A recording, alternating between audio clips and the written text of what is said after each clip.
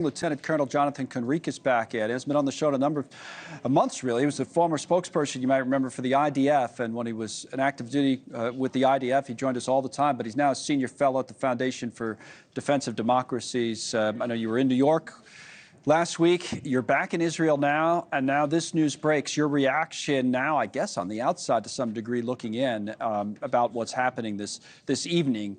And Israel, again, for people just joining us, Hamas had agreed to the ceasefire, it said, but Israel then came out sometime later and said, we're still going forward with our operation in Rafah. What do you make of it? Yes, hi. Thank you for having me on again. I think what Hamas is trying to do is a classic exercise in deception. They're basically approving a proposal that wasn't on the table to begin with, and then they're aiming to achieve the headlines that say Hamas approves deal, Israel doesn't. In fact, what Hamas are trying to do is to force Israel to end the war by getting a few, not all, but a few of the hostages back. And that is something that Israel has said from the beginning that Israel is not going to be willing to do. Israel wants its hostages back. It's 133 hostages. It needs them back, but it cannot allow terrorist Hamas to win the war by staying alive. Now, I have, you and I use these maps to kind of illustrate what we're trying to do. I've zoomed in on Rafah, on the southern part of the Gaza Strip right here. So this is what we're talking about. But if I come back to it a little bit larger than this, I think what's interesting, that's why I was curious where those pictures were. If you kind of split it in half, it's hard to do. But the eastern part, back, I guess, in this area in here is kind of what we're talking about today. Because I found it interesting. We keep hearing headlines about 1 million people, 1.3, 1.4 million people are all in that area, small area. But Israel asked about 100,000 or so to get out. You're shaking your head. You're saying there's not that many, or? No. Those are, I think, greatly inflated numbers. And the area that you very correctly marked on the map is where current Israeli operations probably have started. And that is also the area where the IDF, ahead of time, telegraphing its intentions, have said to Palestinians that you need to leave out of concern for your safety. So it's very close to the border, right? Right near the Israeli border. Exactly. It's very close to the Israeli border, and it is not the important ground that Israel needs to take in order to defeat Hamas in Gaza and in order to take out the tunnels through which Hamas smuggles all its weapons. That is parallel to the border with Egypt, what Israelis refer to as the Philadelphia corridor for various historic reasons. And that is where Israel needs to go. And that is where I think eventually Israel will go, because as long as Israel doesn't do that, Hamas still exists, and Israel cannot allow that to continue to happen. And so when you say go, you're probably talking about ground invasions, right? Switch from these pictures, correct, if we can, back to the maps, just because what the Lieutenant Colonel is saying, I think, is if you come, when we say the Rafah crossing, right in here, we're talking about the border between Egypt and Gaza. This area, the eastern part, which is kind of the Israeli border in here, I think is what we're talking about with the targeted airstrikes. Correct me if I'm wrong, being in that area, where you're thinking eventually you got to move in more along the Egyptian border. Correct. That is what needs to happen. And until it does, Hamas will continue to control parts of the Gaza Strip, and Hamas won't be defeated militarily. And very importantly for Israel, many of the hostages are also presumed to be there. And the pictures that you're showing on the screen now, the Israeli demonstrators outside of the Tel Aviv headquarters of the IDF, that is actually the target audience of Hamas. What they are trying to do, what Hamas is trying to do by their psychological operations, is to target these people, representatives of the families of the hostages, in order to get them to apply pressure on Israeli leadership. Is it working? Some of the Israeli people, getting frustrated with the Netanyahu government and how long this has gone on, how many hostages are still held captive? Yes, indeed so. Many people are frustrated, and if I may add, I think rightfully so, because for many months, Israel said that we need to continue to apply military pressure on Hamas in order to get our hostages back. Sadly, for the last 3.5, 4 months, that isn't really reality, and Israel has been very, very limited in its operations inside the Gaza Strip and the tactical military pressure that it has been applying.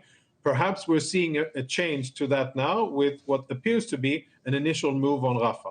What does victory look like? Have you? I think you and I talked about this weeks ago when you were still with the IDF. How do you define victory? Now, I understand the Netanyahu definition of a complete destruction of Hamas, complete elimination. But others look at that and say, I don't know if that's realistic. If that can ever actually happen, and if it can't, then how do you define the victory and bring an end to this? I understand we're not there today from Israel's point of view, but is there a victory that's short of full elimination of Hamas that you can, imagine? Let's use a closely related example. Let's use the defeat of ISIS in Iraq and Syria. Okay. I think there's global agreement that ISIS was defeated militarily. As an idea, has not yet been defeated. It still exists. It still has lots of drawing power with people who believe that it is right to kill civilians and who want to establish a Sharia-based entity instead of countries. But ISIS was defeated militarily by a coalition led by the US. It took some time and it took some casualties, but eventually it was done.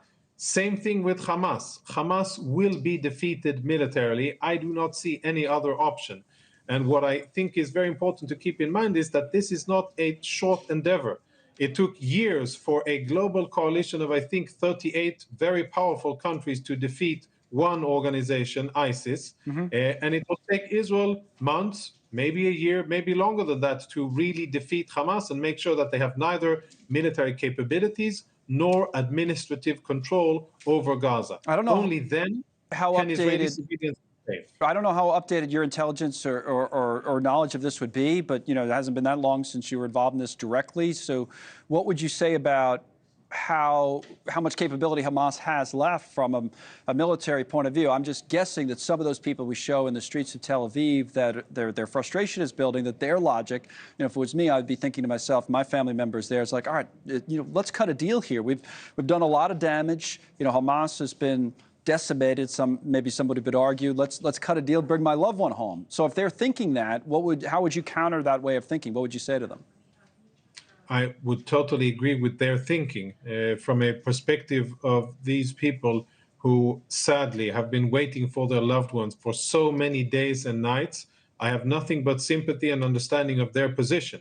But on the strategic level, the number one priority is, of course, it's to get them back. But Israel cannot do that while defeating itself and allowing Hamas to dictate the end of the war, because ending the war with Hamas still existing means that Hamas wins. And that is something that Israel simply cannot do. It would be basically suicide in the long term, because it would invite further attacks by many other terrorist organizations to do exactly what Hamas did.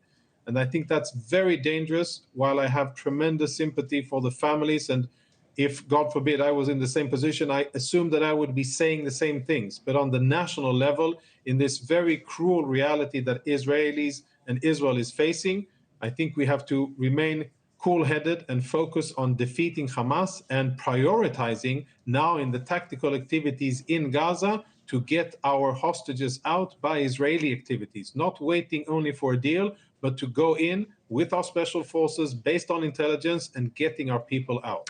Final thing, we've talked so much about time frame, kind of big picture.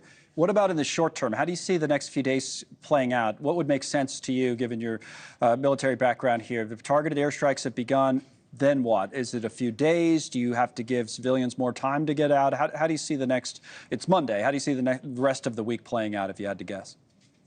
Yeah, I think that based on previous experience in Gaza a few months ago, Gaza City, it'll take Israel a few weeks to get civilians out of harm's way and clear the way for massive ground operations, if that is indeed what Israel is doing. And there's still a question mark about it. The Israeli strikes in Rafah could still be part of the negotiations and signaling to Hamas to take Israel seriously. But let's assume that this is indeed what's going on. Then we should anticipate this week fire at Rafah in order to indicate to the people there that there's urgency and that they need to move. Increased operations in the media and dropping leaflets and any other ways of communicating with the civilians that they need to move. And then after perhaps 1 week, 2 weeks, enough of the people will have done that the smart thing, and then ground troops will continue to move in. All right, Jonathan Conricus, till recently a spokesperson as a lieutenant colonel in the IDF. Thank you for coming on today with us on short notice. We appreciate it very much. Thank you.